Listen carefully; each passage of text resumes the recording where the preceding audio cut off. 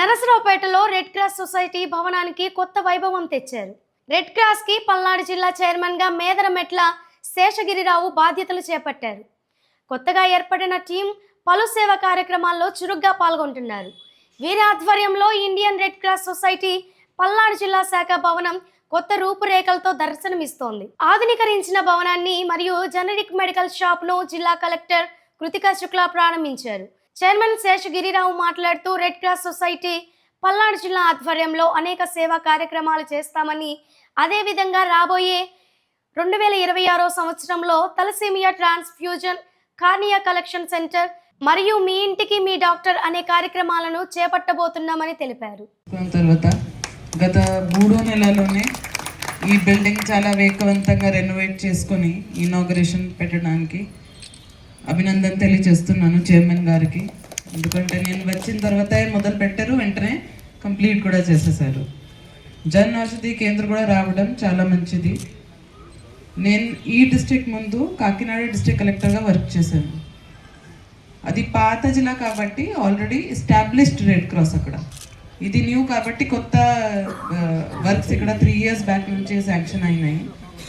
అక్కడ చూస్తే రెడ్ క్రాస్లో పెద్ద బిల్డింగ్ ఉంది, థాలసీమియా యూనిట్ ఉంది, బ్లడ్ డొనేషన్ యూనిట్ ఉంది, కార్డ్స్ ఉన్నాయి. ఎల్వి ప్రసాద్ యూనిట్తో కార్నియా యూనిట్ నా టైంలోనే పెట్టడం జరిగింది. జన్ ఔషధి కేంద్రం కూడా నా టైంలోనే పెట్టడం జరిగింది అక్కడ.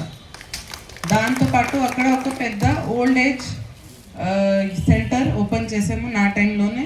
దాంతోపాటు విమెన్ కోసం ఒక స్త్రీ స్కిల్లింగ్ సెంటర్ అండ్ పిల్లలకి ఆర్ఫనేజ్. ఇవన్నీ యాక్టివిటీస్ రెడ్ క్రాస్ ద్వారా కాకినాడలో చేస్తే 2 సారి గవర్నర్ గారి నుంచి మెడల్ కూడా తీసుకున్నాను. This is only to tell that how much scope is there. అంటే రెడ్ క్రాస్లో వర్క్ చేయడానికి స్కై ఇస్ ద లిమిట్. ఎంత అయినా చేయగలడానికి పాసిబిలిటీ ఉంది అందరు కలిసి చేస్తే. ఇది న్యూ జిల్లా కాబట్టి ఇంతకుముందు ఉన్న గుంటూరులో ఇన్ఫ్రాస్ట్రక్చర్ అంతా పోయింది, ఇప్పుడు అంతా నరసరావుపేటలో పెట్టాలి. దాంతోపాటు మెంబర్స్ రీచ్ కూడా up to the younger generation. అంటే red cross is totally social service. ఎలా ఎంత చక్కగా చెప్పారు శేషగిరి గారు, ఎవరికి హెల్ప్ చేస్తే మనకి ఎంత సాటిస్ఫాక్షన్ ఉంటుంది, ఆ ఆరా ఎలా ఉంటుంది, అది మన పిల్లలకి యంగర్ జనరేషన్కి కూడా అది అవగాహన కలపాలి. రెడ్ క్రాస్ సొసైటీ అనేది ఒక ఇంటర్నేషనల్ ఆర్గనైజేషన్, మీ అందరికీ తెలిసినటువంటి విషయమే.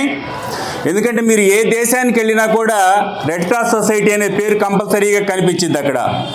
మీరు అమెరికా వెళ్తే అమెరికన్ రెడ్ క్రాస్ సొసైటీ ఉంటుంది, సింగపూర్కి వెళ్తే సింగపూర్ రెడ్ క్రాస్ సొసైటీ ఉంటుంది.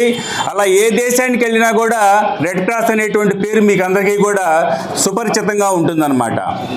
అలాగే ఇండియాలో కూడా ఇండియన్ రెడ్ క్రాస్ సొసైటీ అనేది భారత పార్లమెంటు యొక్క ఆమోదంతో, గౌరవ రాష్ట్రపతి గారి ఆమోద ముద్రతోటి స్థాపించబడినటువంటి సంస్థ. ఇది స్టేట్ లెవెల్లోనే గవర్నర్ గారు ప్రెసిడెంట్గా ఉంటారు, అలాగే ఎలక్టెడ్ మెంబర్ అనేవారు చైర్మన్గా ఉంటారు.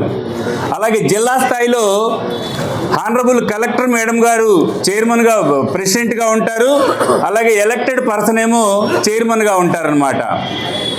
అలాగే సర్వీస్ యాక్టివిటీ అంటే మొదటగా గుర్తొచ్చేది రెడ్ క్రాస్ సొసైటీ.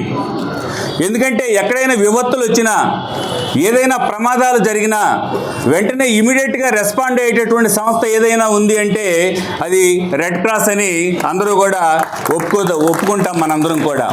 భుజాల మీద మోస్తూ ముందుకు తీసుకెళ్తున్న గిరి గారికి శుభాకాంక్షలు. ఎందుకంటే తను ఈ పదవిని ఎప్పుడైతే తీసుకున్నారో అప్పటి నుంచి చాలా రెస్పాన్సిబుల్గా వర్క్ చేస్తున్నారు. రైట్ ఫ్రమ్ బిల్డింగ్ని రెనోవేషన్ చేసే దగ్గర నుంచి, ఆ పర్మిషన్స్ దగ్గర నుంచి చాలా దగ్గరుండి చూసుకున్నారు.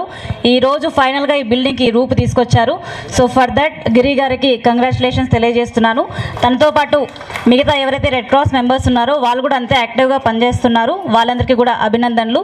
అలాగే ఇన్ ఫ్యూచర్ మీకు ఏ సహాయం కావాలన్నా మా తరపు నుంచి మేమంతా కూడా ఖచ్చితంగా రెడీగా ఉంటామని తెలియజేస్తూ నాకు ఈ అవకాశం ఇచ్చిన అందరికీ కూడా కృతజ్ఞతలు తెలియజేస్తున్నాను. Thank you.